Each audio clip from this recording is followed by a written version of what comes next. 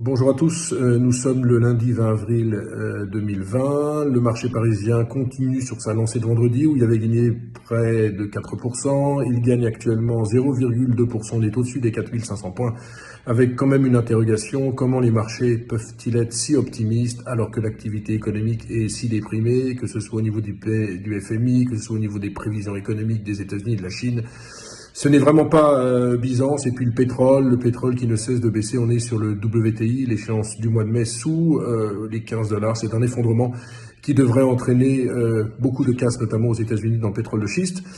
Pourquoi les marchés sont bien? Parce qu'on pense que le pic de l'épidémie est atteint aux États-Unis, notamment à New York, alors que les États-Unis sont le pays du monde qui comptabilise le plus de cas avec 40 991 morts. Moi, pour ma part, pour tout vous dire, je suis assez sceptique. Je considère que les marchés doivent entrer maintenant dans une consolidation parce qu'on est loin non seulement d'en avoir fini avec cette épidémie, puis il y a encore beaucoup de problématiques autour du confinement.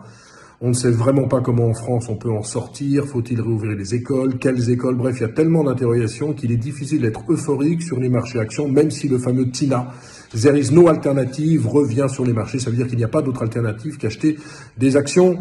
Actuellement, à noter qu'il y aura cette semaine 17 publications du CAC 40 et qu'aujourd'hui, Fnac Darty est un petit peu la vedette du jour, plus 10%. Alors vous pouvez être étonné que Fnac Darty soit la vedette du jour dans la mesure où la société a annoncé non seulement une baisse de 8% de son chiffre d'affaires, mais en plus qu'elle coupait son dividende.